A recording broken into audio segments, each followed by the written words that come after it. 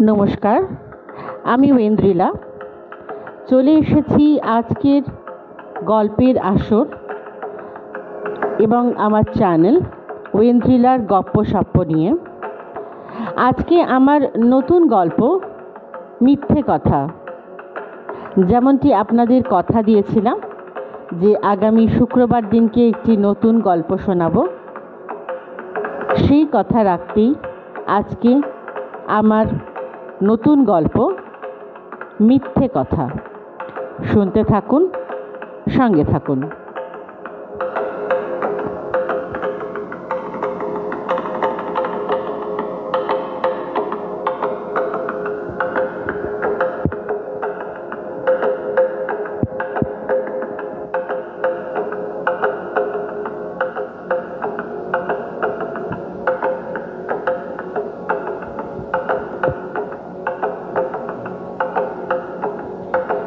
11টা বেজে গেল।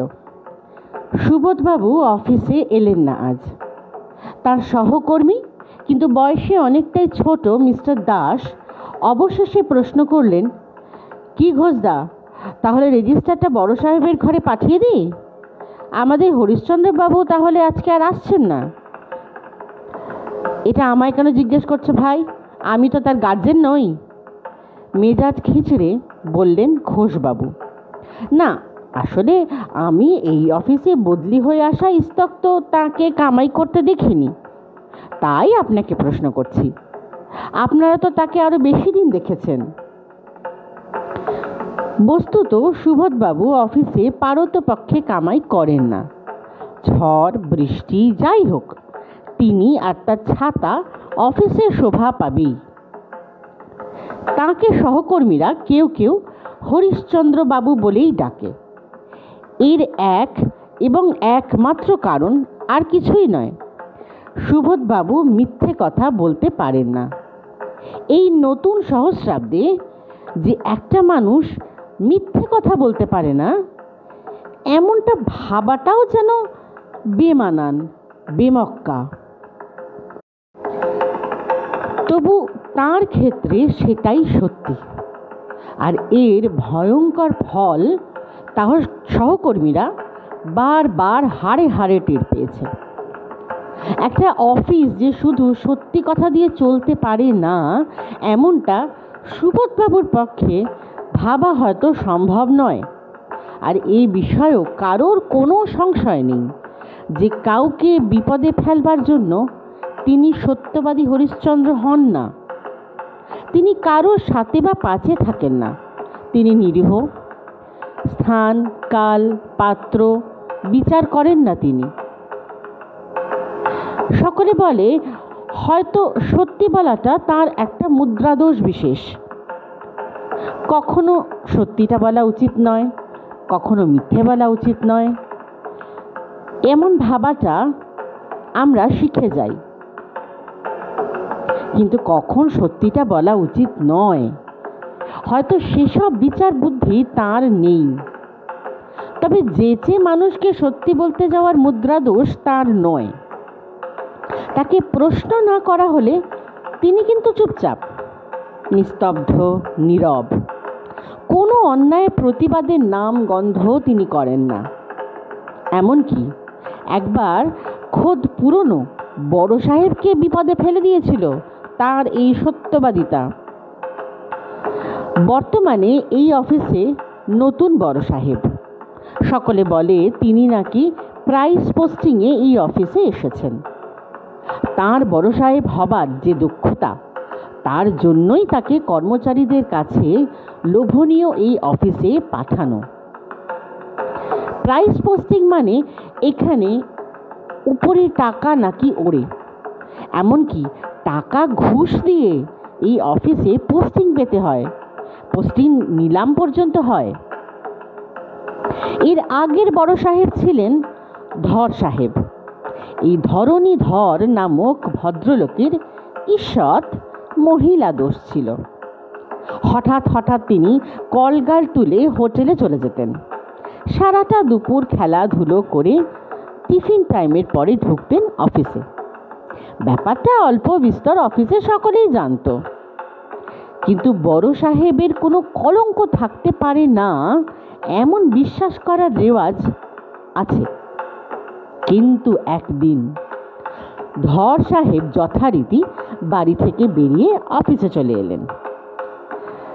কিন্তু অফিসে না এসে তিনি চলে গেলেন তার ক্রীড়াক্ষেত্রে।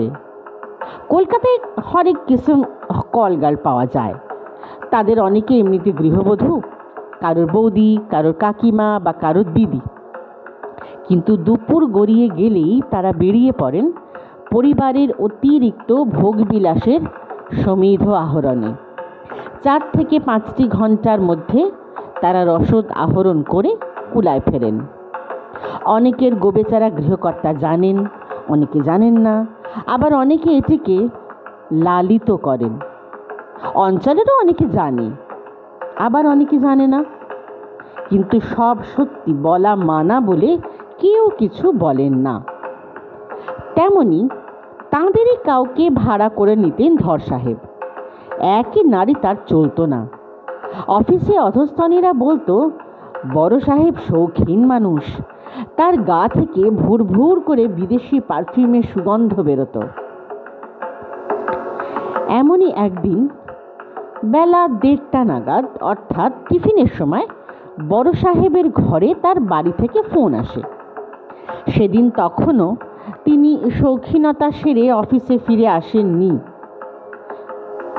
টিফিন খেতে যাওয়া সুবোধবাবুর অভ্যেস নেই, তিনি কাজ করেন, ফলে তিনিই ধরেছেন সেই ফোন। ব্যাস, তিনি বলে ফেলেছেন যে বড় সাহেব সেদিন অফিসে আসেইনি। পরদিন বড় সাহেব অফিসে ঢুকেই জানতে চান কে গতকালকে আমার বাড়ি থেকে আসা ফোন ধরেছিল। সকলেই জানতো এবং বলেও দিতে পারত যে এই কাজ হরিশ্চন্দ্রের। কিন্তু অফিসে সেটারও রেওয়াজ নেই, সকলেই চুপ।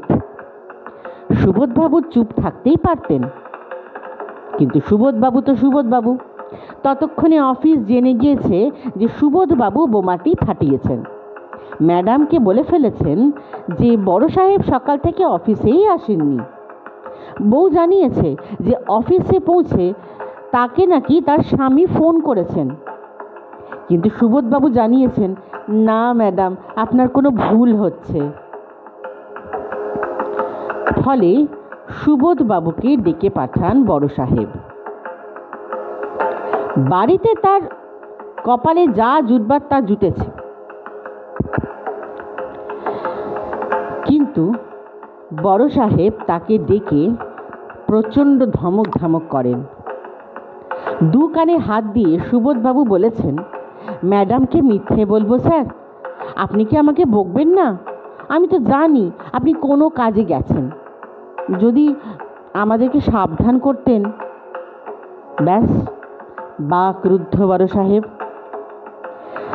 এই বিষয়টি নিয়ে পরে কেউ খবর নেয়নি বটে, তবে আড়ালে হি হি হো হো যে হয়নি তাও নয়।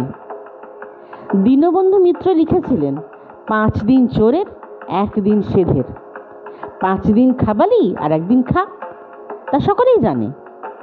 আজকে যখন সুবোধবাবুর না আসা নিয়ে নানা মন্তব্য চলছে, তখন অফিসে সদ্য জয়েন করা যুবক অয়ন জানালো, আমাকে সুবোধবাবু টেক্সট করেছেন, তিনি অসুস্থ। হ্যাঁ, অসুস্থ। দেখো, বউ ছেলে নিয়ে কোথাও ঘুরতে গেছে, অবসরের সময় তো এসে গেছে, এখন রিল্যাক্স করছে। মিস্টার ঘোষের এহেন মন্তব্যে সুবোধবাবুর পরম শত্রু মিস্টার দাস সেই অবধি প্রতিবাদ জানালো, এটা বলবেন না ঘোষদা, এটা বলবেন না। সুবোধ রায়, তাও মিথ্যে, নো চান্স। মিস্টার ঘোষের বিরক্তি আরও তীব্র হয়।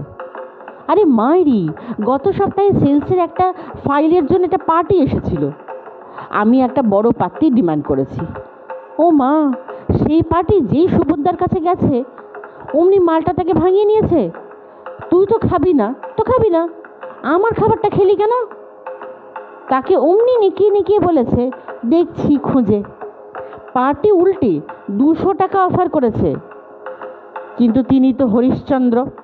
সুবিনয় উত্তর দিয়েছে, তাহলে আপনি অন্যকে দিয়ে দেখুন, আমি এই অফিসেই চাকরি করি, এটা আমার কাজ। বলো তো ভাই দাস, এ মাল কোন গ্রহ থেকে এলো? শুধু অফিসেই নয়, বাড়িতেও এই কারণে নানা কথায় পড়তে হয় সুবোধ রায়কে। গত মাসেই তার নিজের মেয়েরই অভিযোগ ছিল তার বাবার বিরুদ্ধে। সে অভিযোগ করেছিল, বাবা যদি একটু সত্যিটা গোপন করতো তবে আমি কলেজের এক্সকারশনটাতে ফ্রিতে যেতে পারতাম। বাবাকে শুধু ফর্মে লিখতে হতো বাবার মাইনে ইয়ারলি 80,000-এর নিচে।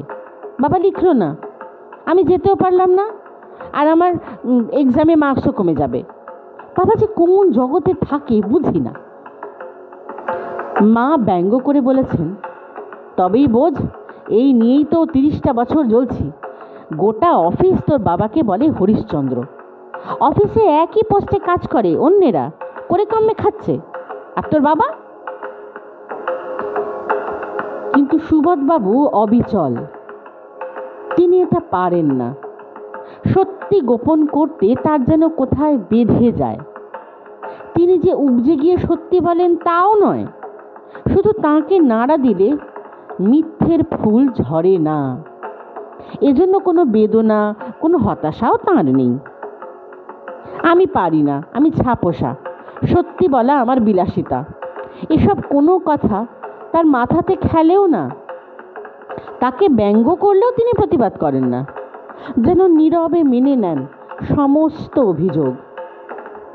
কিন্তু সময় বোধহয় এ যুগে মানুষকে হরিশ্চন্দ্র থাকতে দেয় না, যুধিষ্ঠির বানিয়ে ছাড়ে। হঠাৎ বড়বাজারের এই ব্রাঞ্চে এমন একটা কাণ্ড ঘটে গেল যে সবটা ওলট পালট করে দিল, সকলকে হতবাক করে দিয়ে এমনটা ঘটল। দক্ষ প্রশাসক হিসেবে এই ব্রাঞ্চে আসা বড় সাহেব মিস্টার বাসু অফিসের মধ্যেই আত্মহত্যা করলেন, গলায় দড়ি দিলেন। সকলের নাকের ডগাতেই কাণ্ডটা ঘটল।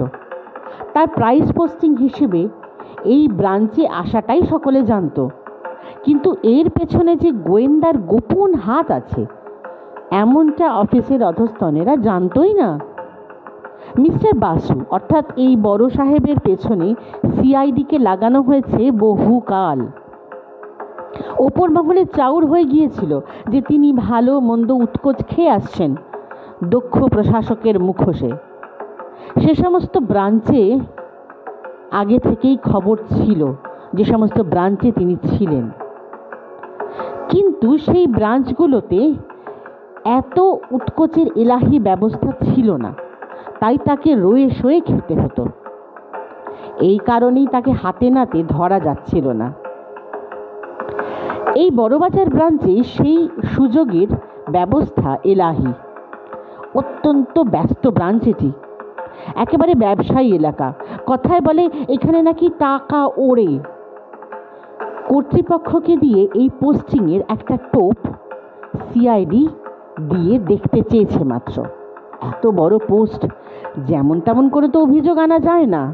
আজকাল যেভাবে মানবাধিকার, আদালত, রাজনৈতিক চাপ ইত্যাদি বেড়ে যাচ্ছে, তাতে সামলে চলাটাই ওপরওয়ালা সঙ্গত মনে করেছে। কেসটা সিআইডিকে দেওয়া হয়েছে। তারপরেই মিস্টার বাসুর এই প্রাইজ নামক বদলি, আর রোহিত মৎস্য গপ করে টোপটা গিলেই নিয়েছে। সেদিন বেলা 12টা নাগাদ একটি বড় ক্লথ মার্চেন্ট পার্টি বড় সাহেবকে মিট করে একটা বড় সড়ো প্যাকেট দিয়ে বিদায় নিয়েছে। আর তাদের বেরোবার সাথে সাথেই 7 জন ইউনিফর্মড পুলিশ নিয়ে সাদা পোশাকে 2 জন সিআইডি অফিসার ঢুকে পড়েছে অফিসে। সোজা মিস্টার বাসুর ঘরে গিয়ে ক্লথ মার্চেন্ট যে বড়সড় প্যাকেটটি তাকে ধরিয়ে দিয়ে গেছে সেটাকেই চ্যালেঞ্জ করেছে অফিসাররা। প্যাকেট খুলে নোটের নম্বর মিলিয়ে একেবারে ক্যাচ কট। গোটা অফিস যে বিষয়টা একেবারে জানতো না তা নয়, কানাঘুষো চলতো যে বড় সাহেব খাচ্ছেন। দক্ষ প্রশাসক হিসেবে তিনিও অনেক সাবঅর্ডিনেটের বাড়া ভাতে ছাই দিয়েছিলেন। আগের সাহেবের সময় সকলে যে রিল্যাক্সেশন পেত, তার অনেক কিছু থেকে বঞ্চিত ছিল সকলে। রাগও ছিল সকলের মনে। ফলে গুপ্ত খবর চালাচালি চলতো অফিসে। এবার তা ব্যক্ত হয়ে পড়াতে সকলে যে খুশি হয়নি তা নয়, কিন্তু এমন নাটকীয় ঘটনার জন্য কেউ ঠিক তৈরি ছিল না। দুমদাম ঘটে গেল সবটা। অফিসের মধ্যে হ্যান্ডকাফ না পরিয়েই মিস্টার বাসুকে তুলে নিয়ে যাওয়া হচ্ছিল।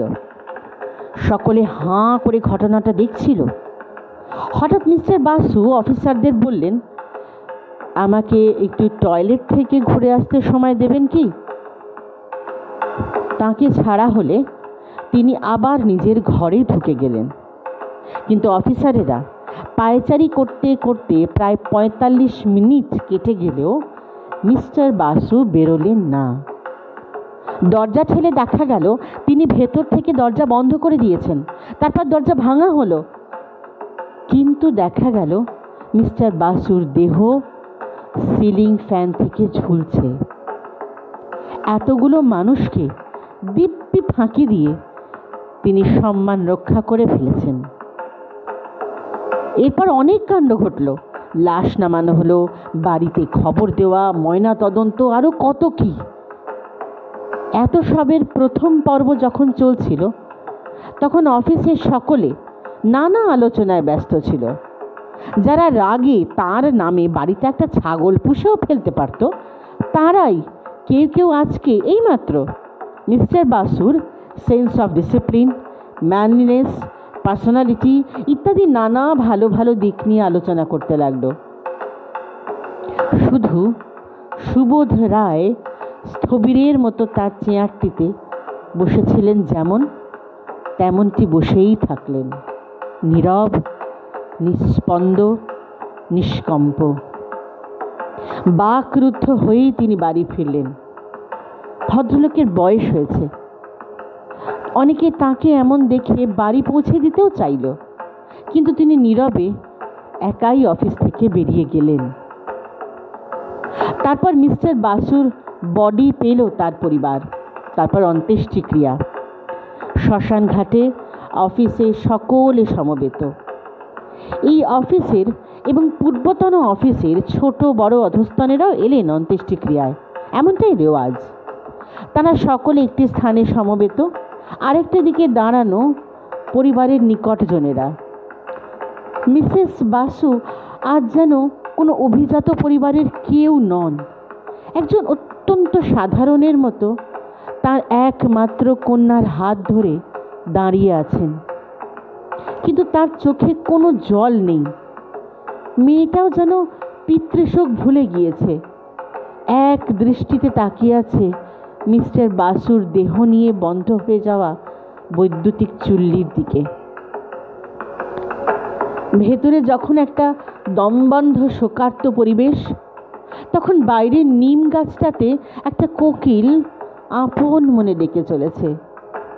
গানই গাইছে বটে, তার সুমিষ্ট স্বর তাই তো স্পষ্ট করছে মৃত্যু, শোক, ব্যথা, বেদনা কিছুই যেন এই অবোধ বোঝে না। দুঃখেও গায়, স্ফূর্তিতেও। জগতের সত্যটি যেন ও জেনে গেছে। হঠাৎ মিসেস বাসু মেয়ের হাতটি ধরে এগিয়ে এলেন অপেক্ষমান কর্মচারীদের দিকে। সকলেই ভাবছিল তাদের উদ্দেশ্য করে হয়তো তিনি কিছু বলবেন। তিনি এসে সুবোধ রায়ের খোঁজ করলেন। সুবোধ রায় সেই দিনের পর থেকে একটি কথা বলেননি কারোর সাথে। মুখে যেন কুলুপটি এঁটেছেন। তিনিও দাঁড়িয়ে সেখানে। কেউ কেউ সুবোধ রায়কে দেখিয়ে দিল।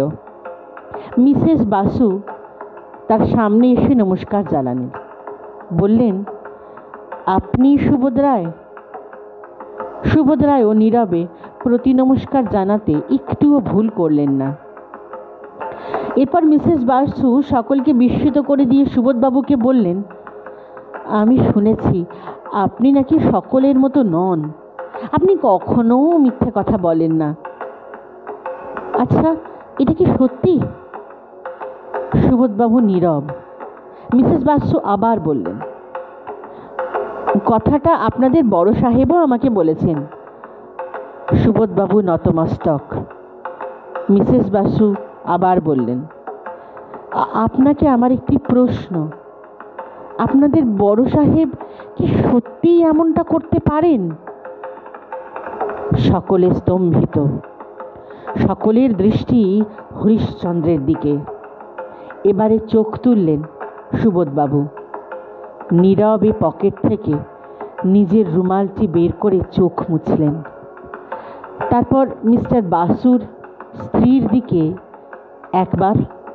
একবার তার কন্যার দিকে তাকিয়ে এই প্রথম ঋজু কণ্ঠে বলে দিলেন জীবনের প্রথম মিথ্যেটি, ম্যাডাম, আমি এ কথা বিশ্বাস করি না। সকলেই দেখল, শুনল। এতক্ষণ একেবারে গুম মেরে থাকলেও এই একটি কথায় এই প্রথম মিসেস বাসু আর তার কন্যা আর যেন শোক ধরে রাখতে পারলেন না। ততক্ষণে বড়বাজার ব্রাঞ্চের কর্মচারীরা বিস্ময়ে হতবাক হয়ে দেখল তাদের হরিশ্চন্দ্র টলমল পায়ে শ্মশান ঘাট থেকে বেরিয়ে যাচ্ছেন।